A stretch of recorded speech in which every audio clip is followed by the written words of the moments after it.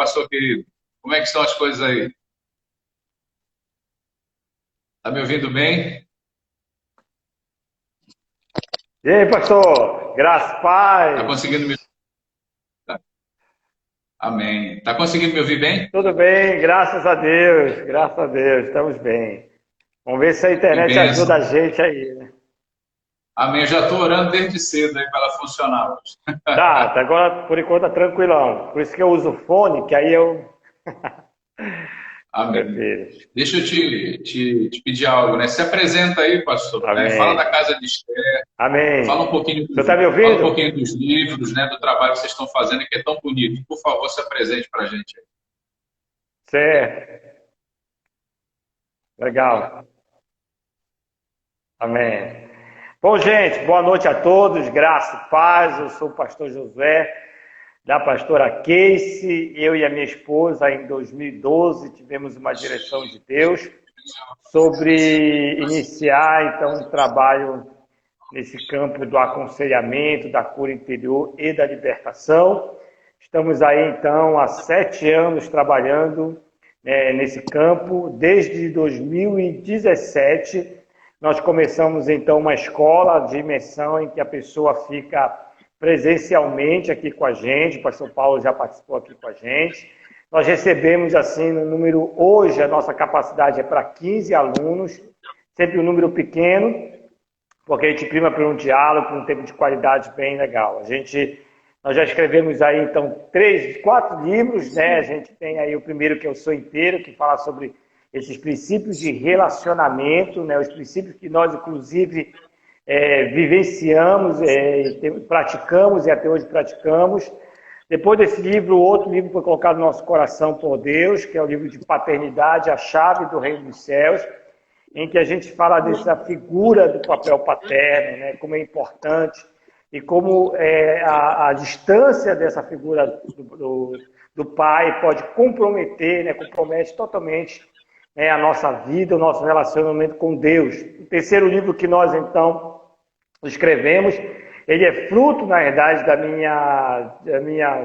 meu trabalho de conclusão de curso na pedagogia, que eu trabalhei sobre a exposição de material erótico e pornográfico, como isso comprometia a personalidade das crianças. Então isso deu uma origem a um livro. E desse livro, né, que é o Redenção Sexual, que a gente vai estar trabalhando aqui com vocês, e desse livro nós, então, tinha um capítulo dentro dele, nós desvencilhamos para trabalhar mais com casais, que é sexo, altar matrimonial. A gente entende que o ato sexual é um altar, né, que precisa, então, passar por ter o princípio certo em Deus para poder, então, como todo altar, vai ter um Deus, vai ter um sacerdote para ele alcançar o objetivo que ele precisa alcançar. Né? Então, hoje são os livros que a gente tem, alguns já estão no forno saindo aí, se Deus quiser, após a quarentena a gente começa a rodar. Amém, cara. São os cupcakes, né? Os livros É, devocionais, eu estou ansioso aí esperando. Amém, pastor. Então, vamos orar, né? Eu amém. vou entregar esse tempo para você na liderança do Espírito Santo. E aí, durante os Amém. próximos 40 minutos, o senhor pode desenvolver o tema, ministrar aí aquilo que está no seu coração. E os últimos minutos, a gente abre aí para o pessoal fazer perguntas, tá? Então, vamos orar? Beleza. Vamos, em Pai, nome de muito Jesus. obrigado por aquilo que o senhor preparou essa noite. Pedimos a liderança do teu Espírito Santo, Senhor, em nome de Jesus. Que o Senhor venha dirigir o teu filho nesse tempo de ministração, que aquilo que está no seu coração, Pai, esteja alinhado com o coração dele. Que o Senhor venha realmente nos servir da sua mesa sobre esse assunto que é tão importante, é tão atual, é tão necessário na nossa igreja hoje. Em nome de Jesus, guia-nos, Senhor, segundo a tua vontade. Em nome de Jesus, amém. A sua Amém. palavra é sua, Amém. fique à vontade, estamos ansiosos para aprender. Amém. Obrigado, pastor. Que honra estar aqui com o Senhor, né? Que honra estar com os irmãos. Obrigado a você que está presente. Bom, gente, nós vamos falar de um assunto que, de certa forma, ele foi tabu por muito tempo dentro da igreja, e pela falta de profundidade nesse assunto, né, a igreja criou muitos roteiros, muitos tabus, né, estigmas sobre ele. E esse pensamento, essa mentalidade acabou então distanciando, né, o sexo, né, do propósito divino, né? O sexo então, ele perdeu essa essência, ele foi visto apenas, na verdade, como um meio da vida, algo só para procriar realmente. Desvencilhou o sexo da sua essência, do propósito espiritual que ele tem no casamento e na vida da pessoa. Então, por conta disso, é difícil a igreja ela acessar um tema que por muito tempo ela simplesmente abdicou dele. E a gente entende que Deus está resgatando, redimindo essa área, porque é uma área que nós precisamos, né, entender que é um altar, não adianta. Nós nos preocupamos muito, às vezes, com essa vida espiritual, no sentido de desenvolver uma vida devocional, que é extremamente importante, desenvolver uma vida ministerial a serviço do reino, que também é algo importante, desenvolver uma vida familiar, que é essencial para o nosso crescimento e a nossa maturidade. Mas é interessante que a gente negligencia algumas áreas, e essa área sexual é uma área muito importante, porque Deus criou para um propósito. E a Bíblia fala, por exemplo, quer comais, lá em Coríntios, 1 Coríntios, quer comais, quer bebais, quer façais qualquer coisa, façais para a glória de Deus. Então o sexo, o objetivo dele é Deus. É muito interessante a gente pensar isso, que o fim do ato sexual não é o orgasmo, não é ali o relacionamento íntimo entre o casal, a consequência vai atingir um ao outro, mas o fim, o propósito dele vai ser Deus. Claro que para a nossa mente é difícil a gente entender isso, porque muitos de nós fomos precocemente contaminados por uma visão sexual totalmente distorcida. Na realidade, o ato sexual ele foi criado por Deus para ser descoberto. Então, esse é o princípio de tudo. Deus criou o sexo para nós descobrirmos ele na nossa noite de núpcia, no casamento. Isso, inclusive, era a realidade de muitos dos nossos avós, bisavós. Muitas das nossas avós foram para a noite de núpcia sem saber o que ia acontecer.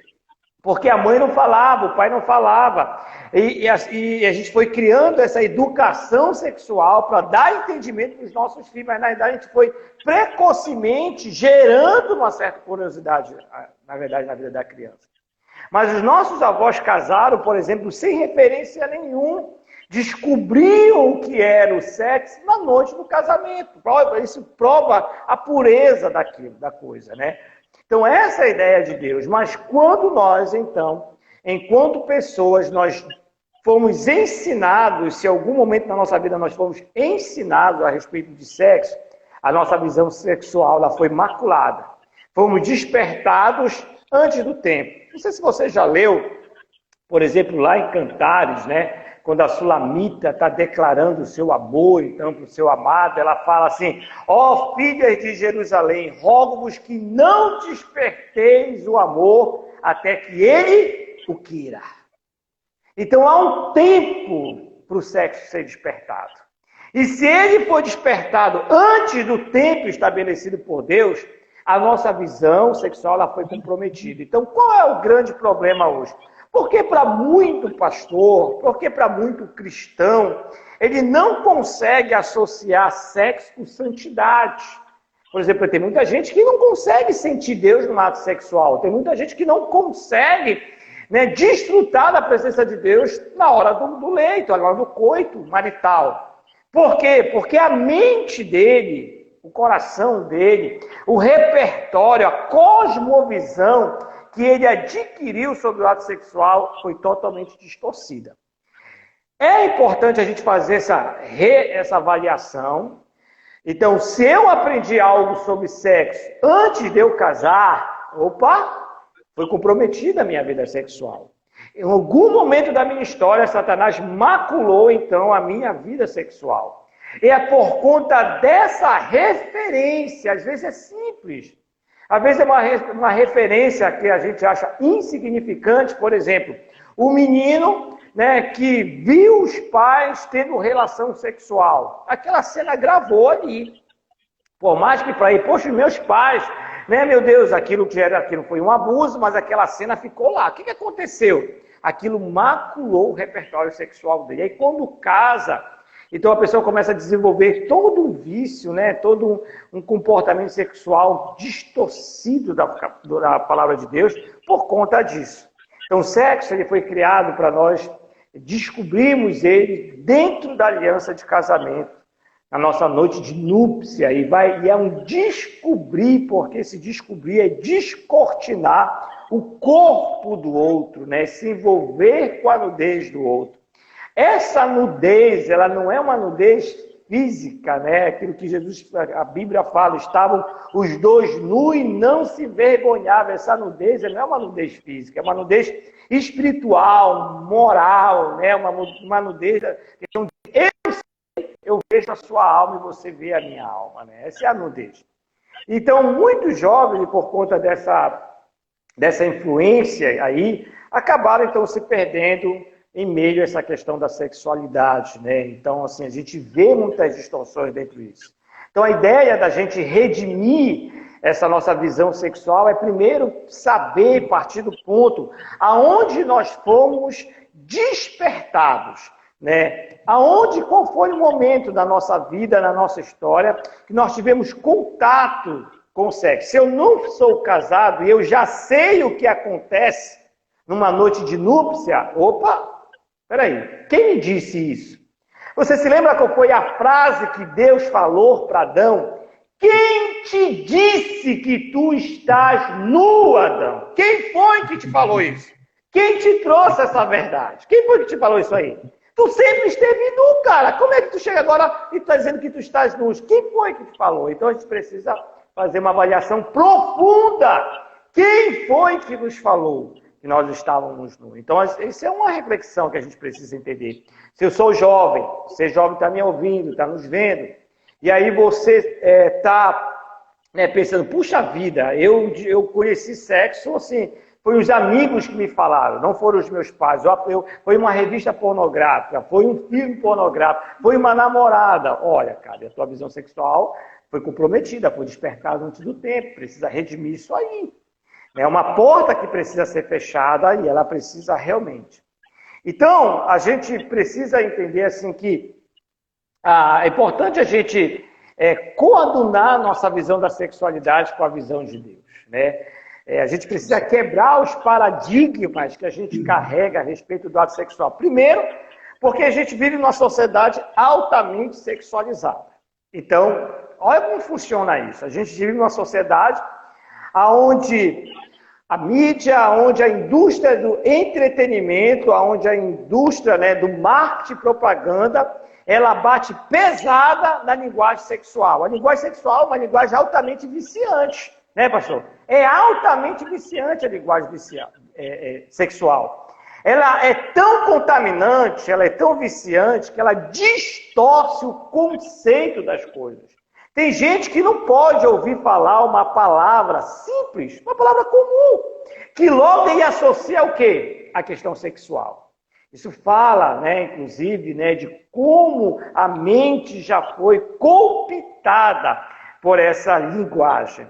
É interessante, nessa minha pesquisa aqui, para a gente escrever esse livro, eu li uma reportagem, né, de um repórter, né, da New York Times. Ele estava pesquisando sobre os impactos, né, da pornografia no desenvolvimento tecnológico do mundo. Isso aí me chamou muita atenção. Eu disse, mas como assim? E ele simplesmente, então, revelou, né, que tem muito aqui dentro da ciência pós-moderna, que muitos dos nossos aparatos tecnológicos, muitas das invenções que hoje se tem, que se conhece, que está no meio social, elas só estão acessíveis à comunidade, ao mundo, porque a indústria pornográfica as aprovou. Teve muita coisa que era benéfica para a gente, mas não servia para a indústria pornográfica e lá parou. Olha como o negócio é interessante. Aí começa a dizer, por exemplo, que existiam os Blu-rays, né? Depois tinha os pay-per-views, foi evoluindo, tinha os videocassetes, vai para o DVD, do DVD vai para o Blu-ray. Você percebe uma evolução, mas nessa evolução, qual é a indústria que logo está adaptada? Se lança um produto, já tem material para aquele produto. É a indústria pornográfica. Se você nunca parou para fazer essa análise, começa a fazer isso aí. É muito interessante. Surgiu as TV a cabo. O que surgiu paralelo a isso? Indústria pornográfica. Com a imprensa, né, surgiu então os livros impressos. Paralelo a isso, lá no século XVII, né, você vai ver então todo um conteúdo erótico e pornográfico sendo compilado pela imprensa. Não estou dizendo que isso é pecado ou que o diabo está manipulando, mas como essa questão da sexualidade permeia os nossos relacionamentos, a sociedade de forma muito profunda. E é interessante que depois lá de Gênesis 3, quando a gente cai, quando o homem cai lá no Éden, né, a gente vê todo um desdobramento moral nessa área. Qual a primeira coisa que Deus vê? Deus começa a denunciar uma desordem na cultura sexual. A Bíblia fala que Deus viu a maldade do coração do homem e tudo que o homem desejava, planejava era mal. E logo em seguida fala que os filhos de Deus, olha aí o contexto, viram a filha dos homens. Olha como a distorção do caráter sexual começa. Então o negócio, gente, é mais profundo. Esse negócio é muito mais sério. A gente não pode brincar, né? Inclusive é uma área que assim ela é tão contagiante, né? Que ela se permeia, né? Muito rapidamente, né? Então a Bíblia começa a denunciar isso aí lá em Gênesis e daí em diante você vê em cascata vários eventos envolvendo questões sexuais. Você vê então Deus destrói a humanidade, salva Noé e os seus 3 filhos. Tudo andando bem, tem uma questão sexual. Cã vai ver a nudez do pai. Nós não sabemos exatamente o que é se ver a nudez. Né? Alguns cogitam que Cã, na verdade, teve aí uma intenção sexual. Né? E você vê o desdobramento aí dos povos. E é interessante que Noé ele amaldiçoa o neto, né? Canaã. E quando você vai ver a história dos cananeus, você vê que lá na frente, né, Gênesis 12, Deus começa a levantar um homem chamado Abrão, né, e a partir tem um diálogo muito profundo com Abrão, e um dos diálogos Deus diz, olha, né, a tua descendência vai voltar nessa terra, né, porque a iniquidade dos cananeus ainda não chegou no teto. E aí você tem o advento de Sodoma e Gomorra, onde Deus não tolerou, passou, né, a iniquidade chegou ao teto, uma distorção da sexualidade. Né? Consequência disso, nós vamos ver aí Ló, tendo uma relação incestuosa com as suas 2 filhas, e é muito interessante a relação de Moabe e Joabe com o povo de Israel. Todas as vezes que há um conflito entre Israel e os moabitas, o que acontece nisso aí? Questão sexual. Se foi lá em Números, né, Balaão queria amaldiçoar, não deu jeito. Teve um conselho do cara. Coloca as moabitas no meio do povo, porque o povo vai pecar. Quem era? Moabitas. Você caminha um pouquinho mais, você vê a questão de Davi com Betseba, mas quem era o povo que o exército de Israel estava guerreando naquele momento? Eram os moabitas. Então, olha como esse negócio aí é muito sério. Então, a gente precisa entender que a gente está entrando num campo e a gente está mexendo com algo que não é apenas biológico, tem uma questão espiritual e a gente precisa entender como essa questão espiritual ela permeia as principais quedas de homens de Deus, né, na história da igreja foram com o quê? Foi com dinheiro? Não, foi com imoralidade sexual. Mas por que eu estou falando isso? Por que eu estou fazendo esse resgate? Porque a gente precisa levar a sério, gente, as referências sexuais que nós fomos apresentados. Então, algumas influências nelas são sutis. Algumas influências, que entraram, chegaram na nossa vida, alguns conceitos que chegaram na nossa vida, foram totalmente, né, sutis, né, sem, né, você pode dizer, não, mas não teve nenhuma, né, dicotomia, né, de imoralidade, aparentemente. Eu atendi uma moça há muito tempo atrás, que a gente estava acompanhando, um dos relatos dela, pastor, ela dizia que ela só conseguia, por exemplo, ter prazer sexual quando o homem, o namorado, conseguia chamar palavrão para ela. E ela estava na igreja, mas aquilo ainda estava dentro dela. Ela não tinha relação sexual com nenhum rapaz, mas ela tinha uma atração, despertar sexual quando ela ouvia palavrão. Ela disse, pastor, pelo amor de Deus, me ajude. Aí você vai estudar a história dela. Olha como é interessante. Ela viveu num ambiente, classe média alta, mãe médica, pai médico, mas um repertório, né, palavreal totalmente moral. De cada 5 palavras, 20 era palavrão com Deus sexual. E essa menina cresceu nesse ambiente ouvindo palavrão. Agora eu te pergunto, né, os palavras de baixo calão no Brasil e no mundo todo, 90% deles são teor do quê? Os palavrões fazem apologia ao quê? Fazem referência ao quê? À imoralidade, aos atos sexuais, ao ato sexual. Para você entender, querido, como isso é muito sério. Então, há uma rede estabelecida aí que nós precisamos realmente nos atentar, porque ela está aí todo o tempo tentando nos tragar. É aquilo que a Bíblia fala. Satanás fica ao nosso redor tentando com o que nos tragar. Então, a gente precisa o quê? Atentos a isso para não vacilar. Então é importante a gente entender isso. Outra coisa que eu julgo muito importante nesse processo é a gente entender que o nosso repertório sexual ele precisa ser descoberto com a nossa esposa. É nesse convívio que a gente vai desenvolver um repertório sexual. Por exemplo, mas tem muita gente que, por exemplo, antes de vir para a igreja, teve relação sexual. É aquilo que a gente fala, a gente lida, né, no nosso ministério, a gente lida com as pendências espirituais. Você teve relação sexual, você faz o julgamento de alma, né, você trata isso aí, se posiciona moralmente, mas vai existir um repertório, querido, que não vai sumir na sua mente. Ele vai ter que ser editado, ele vai ter que ser redimido. Por exemplo, né, Paulo... Tem misericórdia, né, irmão? Querido, eu passei 18 anos, né, me alimentando de pornografia. Eu era viciado em pornografia. Tudo que você imagina, eu já vi. Né? Eu tinha visto.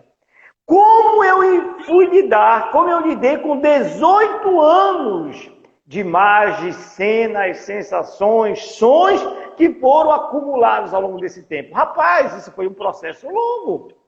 Um processo de vida com Deus, de leitura, de meditação, relacionamento com a palavra que vai limpando.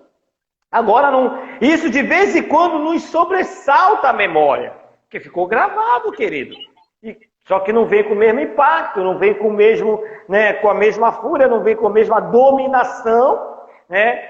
Mas hoje eu já consigo reprimir, já consigo ignorar, isso não faz mais parte da minha natureza, já consigo reeditar, identificar, mas a situação está lá. Então, o que acontece muitas vezes? A pessoa se converte, a pessoa teve uma vida promíscua, aí ela começa a conviver na igreja, então ela até resolve espiritualmente essas questões, mas ela não trata o repertório que estava na mente dela. Para você ter uma ideia, eu vim desse mundo. Agora imagina, eu vim de um mundo de pornografia. Aí eu casei com uma mulher que era... aquilo que eu via e fazia sozinho, ela não. Ela era imoral, a minha esposa, né? A ex-case, né? Que hoje ela não existe mais, a velha mulher.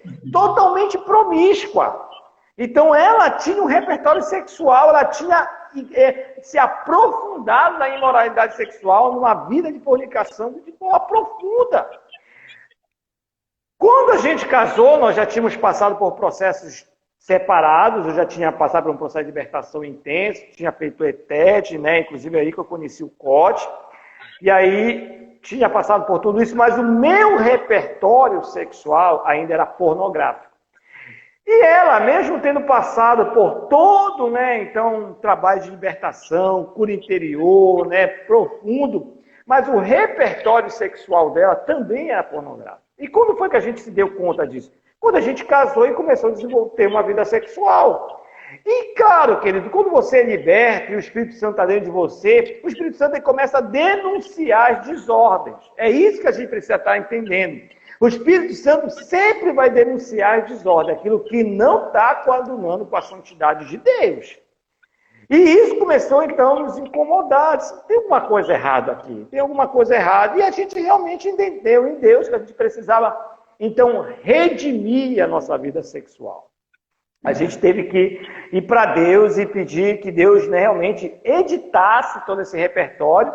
E nós tivemos que nos desligar desse repertório sexual. E a partir daí nós nos abrimos para ter de Deus o repertório sexual que ele teve, que ele tinha para a gente. Irmãos, olha, foi um negócio sobrenatural. Assim, é tremendo, assim, te falar o que aconteceu. Porque, literalmente, Deus reeditou.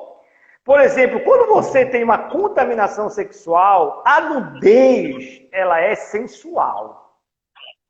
E a nudez no casamento, querido, ela não é excitativa, né, Paulo? Não é. A gente, o que acontece? A gente é jovem, o jovem acha que o casamento é licença para fazer sexo. Então ele casa e ele acha que ele vai fazer sexo pro resto da vida dele, não vai fazer mais nada, só sexo. Aí que ele casa e descobre que a última coisa que ele faz é sexo. Aí vem a frustração. Só que qual é o problema de tudo isso, né? É que nós casamos com um repertório com um gatilho da imoralidade. Quando Deus vem e redime isso, Deus redime não apenas esse repertório, a nossa cosmovisão do sexo. Deus redime, inclusive, a forma de nós nos envolvermos com o sexo. E nós descobrimos que o sexo era um altar. E que Deus queria estar presente e queria ser louvado. Rapaz, quando eu falei isso para um amigo meu, ele disse, rapaz, não está doido, como é que Deus vai estar ali naquele lugar? Né? Aquilo ali é sexo, o negócio não é muito, aquilo é pura carne. É a mente, a cosmovisão. Nós precisamos redimir o nosso conceito de sexualidade. Então, quando a gente redimiu, o nosso ato sexual se tornou um altar, irmãos. Olha, é muito interessante, porque é um altar que a gente não pode negligenciar. A gente que é casado, tá, irmão? Você que é solteiro, vai orar, esperar em Deus, se preparar aí, aguenta a tua onda, não adianta. Mas nós, enquanto casar, precisamos redimir essa história aí. E para redimir, querido, a gente precisa identificar onde nós fomos maculados, onde nós fomos manchados, aonde a gente realmente, né, fomos roubados. O que Satanás faz? Nos rouba da pureza sexual. Nos rouba, né, da profundidade do que significa essa vida sexual. E olha como é interessante, eu lendo uma outra entrevista do pessoal do FBI, que está dentro desse livro, que eles queriam descobrir por que os pedófilos, por exemplo, como uma pessoa se tornava pedófilo. E olha como é interessante, como começa um pedófilo. Ele simplesmente é um cara que foi um consumidor voraz de pornografia. Descobriram que os pedófilos presos, eles começaram com o consumo de pornografia, revista pornográfica, mulher nua. Só que eles foram descobrindo que aquilo não satisfazia eles. Então eles começaram então a aprofundar. Então eu acho que não é só sexo com homem, eu acho que sexo com animal. Então foram aprofundando sexo com animais, zoofilias, bestialidade, foram aprofundando. E aquilo também não satisfazia eles, então eles começaram a buscar o quê? Não, acho que sexo com cadáver, necrofilia, acho que a onda é isso aí. Então o pedófilo é um cara que ele já foi nos extremos da sexualidade para tentar obter um prazer que ele jamais vai obter. E ele olha para uma criança, então, depois de tanta experiência frustrante, ele chega à conclusão, cara, o meu prazer está em ter relação sexual com uma criança. E aí, por incrível que pareça, isso já é espiritual, ele consegue obter, então, esse prazer que ele tanto almejou. E esse cara fica fixado, então, num campo como esse. É interessante, por que eu estou falando isso? Porque, querido, quando a gente fala de sexualidade, a gente precisa falar de valor, a gente precisa falar de moralidade, a gente precisa falar de construção. A sexualidade ela pode ser desconstruída ao longo da nossa vida até o casamento. Essa que é a grande verdade. Uma coisa que, por exemplo, não sei se... É claro que a gente não prega usos e costumes, não é uma cultura nossa, a gente respeita as igrejas que acreditam nessas coisas, mas assim, tem coisa que a gente precisa avaliar, por exemplo, o que eu falo assim, o paradigma do colamento. Não sei se você, irmã, já parou para pensar e nunca julgou por que as mulheres têm que usar calça jeans apertada. Quem disse que isso é bonito? Quem foi que definiu que a calça jeans ajustada ao corpo é sinônimo de beleza? De onde veio isso? A gente acaba reproduzindo uma série de comportamentos, queridos, que são viciantes, que vão comprometer a nossa saúde sexual. Né? Eu estou usando muito o tema de inflamatório. É uma dieta inflamatória que acaba comprometendo a sua saúde sexual. A menina nunca viu pornografia, mas ela só se sente bonita se ela usar uma roupa com decote, uma calça jeans ajustada, né? Colocar o cabelo de uma forma, usar um batom mais chamativo. Que isso? É sensualidade. A pessoa precisa, então, de alguma forma, externalizar. Isso é um comprometimento da sexualidade. Então, quando a gente começa a julgar essas coisas, a gente vai chegar à conclusão que muitas das nossas atitudes sexuais, homens que estão na igreja, meninos que estão na igreja, por exemplo, e o olhar é malicioso, o olhar é um olhar totalmente, né, disforme. O homem olha com intencionalidade para partes específicas da mulher dentro da igreja. O que é isso? Isso é um comportamento sexual que está comprometido. E, aliás, isso é um comportamento sexual inadequado. Você não pode, se você é solteiro, você não pode manifestar comportamento sexual. Isso não era para acontecer. A verdade é que uma coisa é você ter biologicamente, né, o seu corpo, né, ele tem biologicamente, foi criado para responder a essa questão sexual, vai ter uma hora biologicamente que o nosso corpo vai responder a isso. Outra coisa é o meu espírito, a minha alma, ela está totalmente despertada para isso. Então a gente precisa avaliar essa questão do paradigma do colamento. Né? Isso, na realidade, isso vem de uma mente sexista, né? Dessa mente, né? Que aquilo que eu falei, hoje o mundo do entretenimento, tudo de cada 10 coisas de comercial que a gente assiste, gente, 12 tem um conteúdo sexual. Né? Aquilo que inclusive eu postei no nosso Instagram recentemente, né? A gente está aí com Maio Laranja, que é um meio de combate, então, aí ao abuso sexual, né, de crianças e adolescentes. Mas, cara, a gente tem uma sociedade altamente sexista.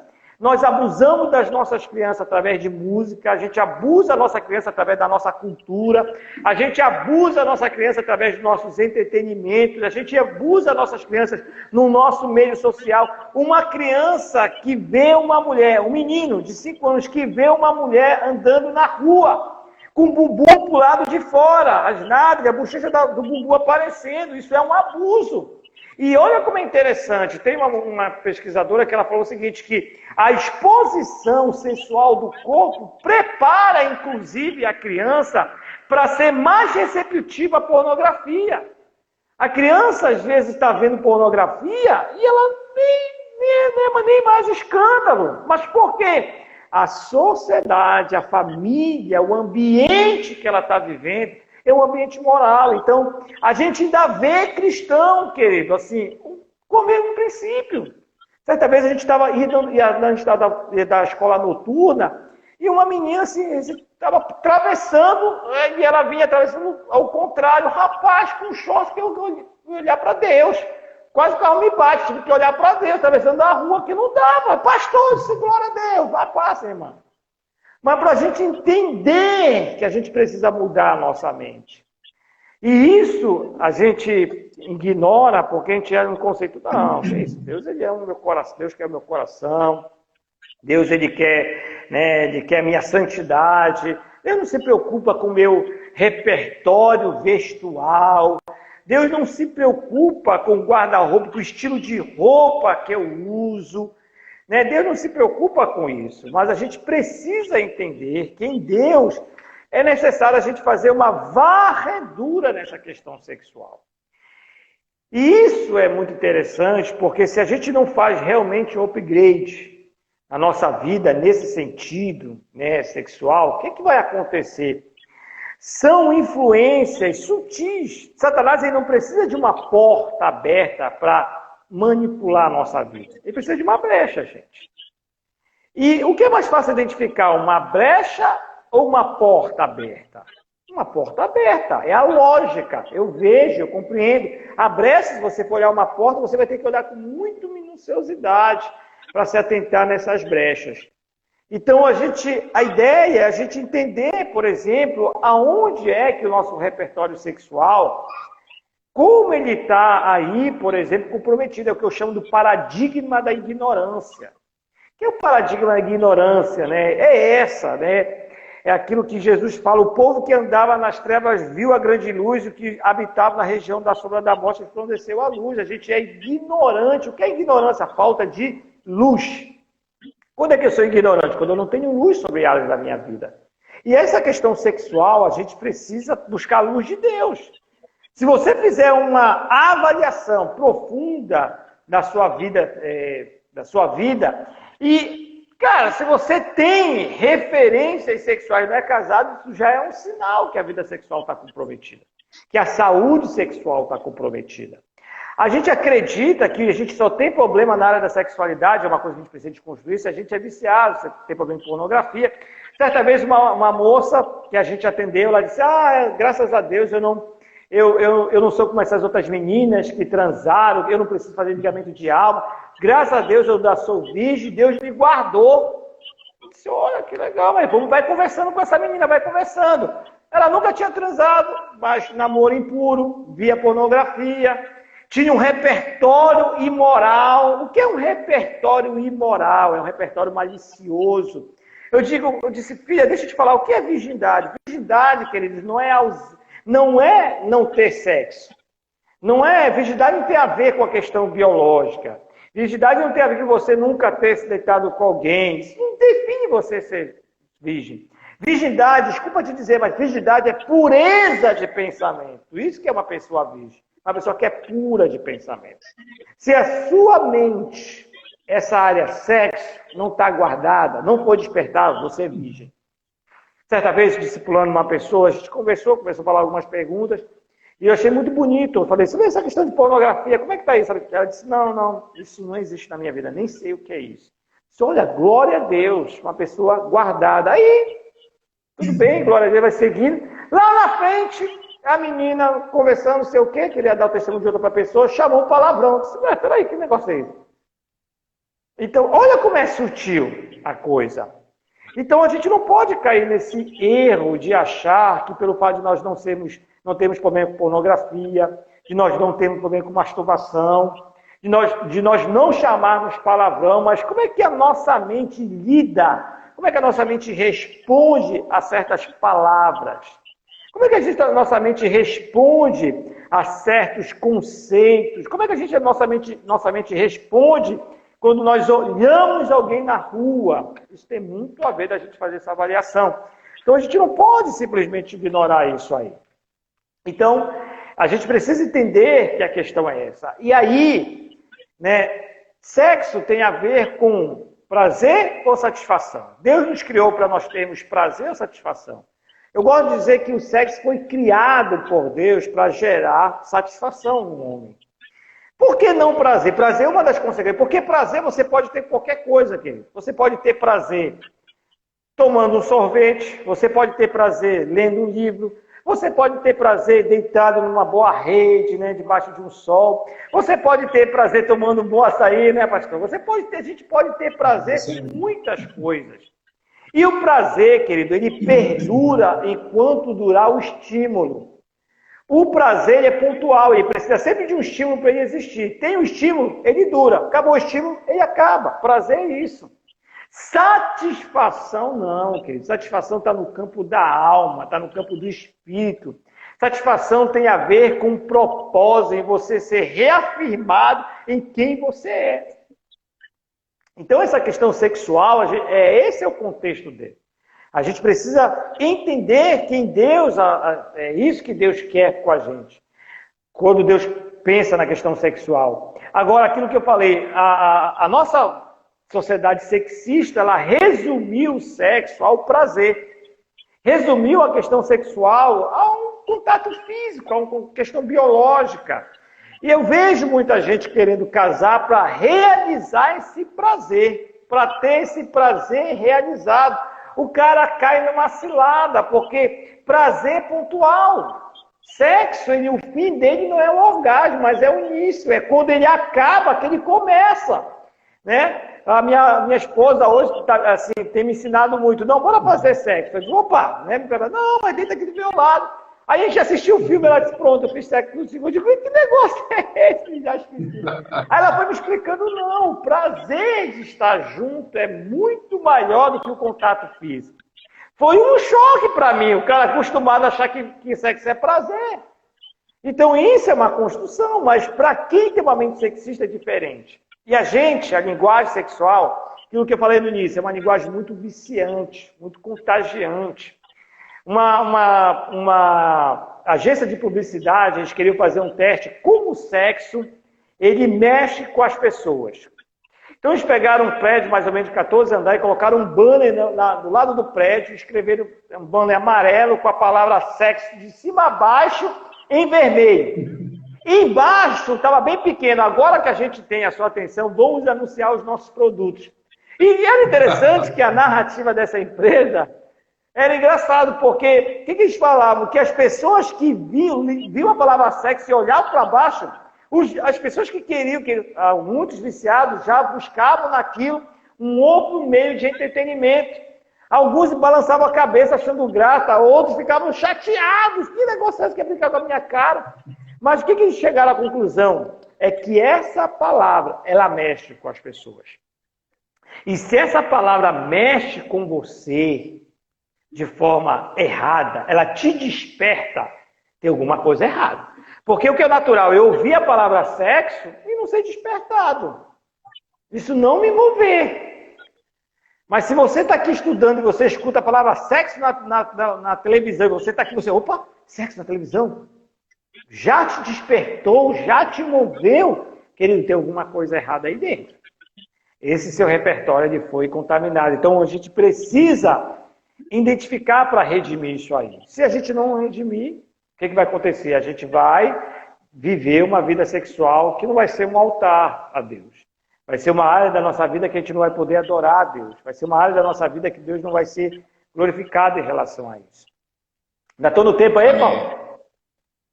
Então, nós temos aí 15 minutos. Teve uma pergunta agora há pouco, mas eu creio que você já respondeu. Vamos lá. Já trabalhou essa dinâmica.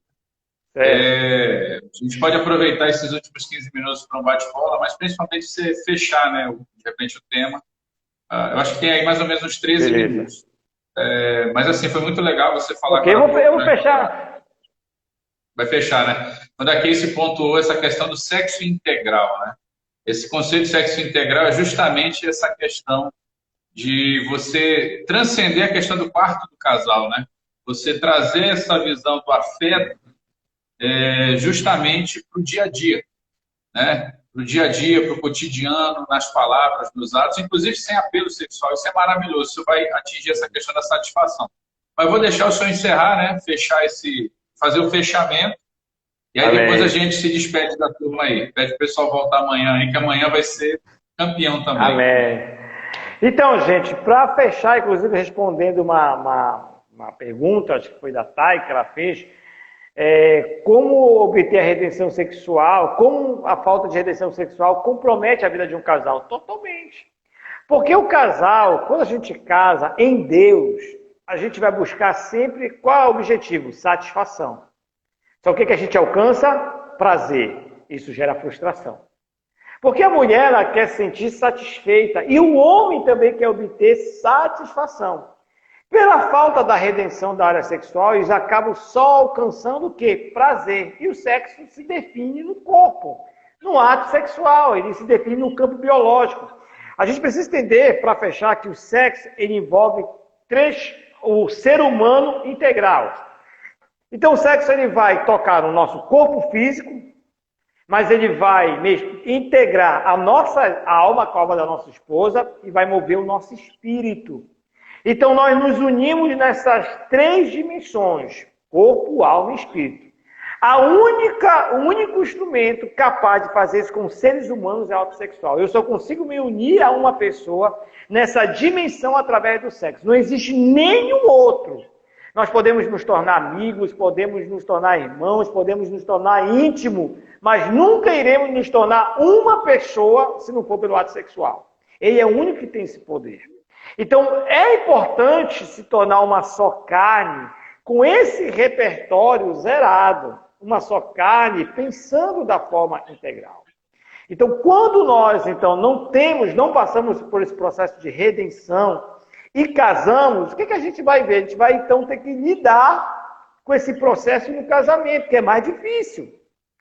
Porque você vai ter que pisar no freio, você vai ter que redimir o leito, você vai ter que voltar atrás, você vai ter que desaprender o que você aprendeu e estar disposto a aprender aquilo que você precisa aprender. Então, fora isso, querido, olha, isso vai comprometer a sua vida sexual. Né? Então, redimir é importante. E o primeiro passo, se eu conheci sexo antes do casamento, isso comprometeu a minha vida. Como eu conheci, por que eu conheci, qual foi o desdobramento disso?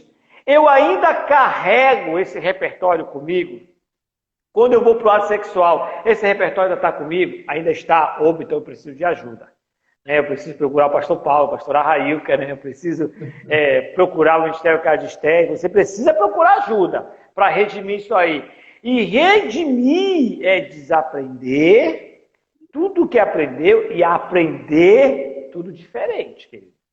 Sexo, ao modo de Deus, é adoração. E adoração, querido, ela não é física, ela é espiritual. Quando você vai para a igreja orar, o que acontece? A gente dobra o nosso joelho, a gente se conecta com Deus. Sexo é isso. Sexo é eu me conectar com Deus, querido. É difícil a gente acreditar nisso, porque a nossa mente é o quê? Sexualizada, ela é sexista, ela é imoral, ela é pornográfica. Mas sexo é se conectar com Deus através do outro, é isso que é legal. É uma renúncia profunda e chegar ao céu. E é nisso que tem a adoração em Deus. Então é uma forma da gente redimir isso aí. É importante a gente identificar e também é importante a gente ver as áreas que foram vulneráveis, que o conhecer sexo no casamento vulnerabilizou na nossa vida. Então tem áreas que vai ficar vulnerável. Por exemplo, qual foi a área vulnerável por conta da pornografia? Os meus olhos. Meus olhos se tornaram uma área vulnerável. Então a Bíblia fala que os olhos são a janela da alma. Então eu tive que me reeducar na questão dos meus olhos. Tem gente que foi o quê? Ouvir. Outros foram falar. Outros foram tocar. Então áreas da nossa vida foram descaracterizadas dentro do corpo da questão sexual. Então eu preciso saber e redimi-las. Amém, queridos? Amém. Espero poder ter aí contribuído para o crescimento de vocês e ter também trazer. Oi, pastor. Estou lhe ouvindo, amém. Pode falar. Amém. Na verdade, assim, só explicando, eu tive que desativar os comentários, porque a internet ela oscilou um pouco. Então, eu tive várias vezes que desativar os comentários para contribuir. O pastor está lá num sítio bem bonito, um pouquinho mais afastado, então eu tive que desativar os comentários para oscilar menos, tá? Só para explicar aqui para tudo. Eu vou dar os recados finais, pastor. Eu queria que o senhor orasse por nós, encerrando esse tempo. Vou deixar a live salva e vou baixar no nosso canal. Amém. Lá do Sexo em Cativeiro, e vou lhe mandar também o arquivo para você baixar no canal da Casa de Esther, tá? Para quem quiser acompanhar. Mas só um recado para o pessoal. Amanhã nós vamos ter o 4º dia do seminário de workshop de sexualidade. O workshop termina na segunda-feira com Eurípides. No sábado aí nós vamos ter o Igor com terapia sexual, introdução à terapia Legal. sexual, muito bom, não pode perder. A Railca vai falar no domingo sobre perdão, sobre orgulho, sobre humildade. E amanhã nós vamos ter a Gal Galvão. Né? A Gal vai falar na prática, né, o que é essa redenção sexual. Né? Olha A aí, Gal legal. viveu o estilo de vida gay durante muitos anos. E a transformação dela foi algo fantástico, incrível. E você não pode faltar amanhã às 21 horas, vamos falar com a Gal. E agora, pastor, muito obrigado pela sua participação, muito obrigado pela contribuição. Muito gostoso, né, te ouvir, compartilhar. Eu queria te deixar muito à vontade agora para orar. Nós temos, deixa eu ver aqui, nós temos ainda uns 6 minutinhos. Né? Se quiser dar um recadinho aí para a turma, faz a oração e a gente finaliza, tá bom? Deus abençoe aí. Um abraço na pastora, um abraço aí na turminha. Né? A gente vem acompanhando vocês de longe aqui. Amém. Amém.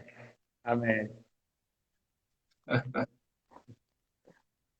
Amém. Só agradecer, pastor, obrigado pela essa oportunidade que Deus realmente está abrindo. Falar para as pessoas que quiserem, a gente vai fazer a nossa escola online através de uma plataforma que é o Zoom. A gente está aí amadurecendo essa turma. As inscrições vão estar dispostas lá no nosso Instagram, @Ministério Casa de Esté, todas as informações. Vai ser uma semana de aula, a gente vai tocar todos esses assuntos de forma profunda. Você pode nos seguir lá também, fique à vontade, vai ser uma honra ter você lá. Vai ser gratuito, né? A pessoa fica à vontade, se quiser dar uma oferta ou não, depois, no decorrer da escola, isso fica a critério de cada um, mas a gente vai, assim, dar acessível para as pessoas gratuitamente. Amém? Então, vamos orar. Agradeço que Deus possa nos ajudar a termos uma mente sadia e um repertório sexual que o adore. A gente pode, sim, fazer do ato sexual um altar de adoração em que Deus seja o foco e o centro de tudo isso. Essa é a nossa oração. Pai querido, eu quero orar por cada um de nós, por cada amigo nosso, cada irmão que está nos ouvindo, que nos viu, que entendeu esse processo na sua vida. Eu oro para que o Senhor nos ajude a fazer da nossa vida sexual, Senhor, um altar de adoração, um altar de gratidão ao Senhor, de forma que nós possamos realmente agradar o teu coração através de nosso repertório sexual, que seja livre, que seja santo, que seja sem mácula, sem mancha, sem ruga, sem qualquer embaraço, que nós possamos desfrutar profundamente isso. E aqueles casais, aqueles irmãos que por alguma circunstância foram maculados no seu repertório sexual, que o Senhor os ajude a identificar essa raiz, que eles possam então em si consertar entre si, pedir ajuda, procurar ajuda, e que eles possam desfrutar de uma vida sexual, Senhor, como o Senhor planejou para cada um de nós. Livra aqueles que estão sendo presos pelas mentiras do diabo, aqueles que estão sendo enganados pelas amarras da pornografia, aqueles que têm se vendido, Senhor, para um prazer superficial e têm se abdicado de viver, Senhor, a satisfação plena que há no Senhor. Eu oro para que a vida do Senhor flua através da nossa. Em nome do Senhor Jesus. E nós queremos te dizer que nós queremos te honrar e fazer da nossa vida sexual um altar de gratidão ao Senhor. Em nome de Jesus. Amém e amém. Amém, querido. Amém, pastorzão. Obrigadão. Deus abençoe. Fica com Deus aí. Obrigado. Viu? Amém. Eu que agradeço, pastor. Valeu mesmo. Deus abençoe. Tchau, tchau.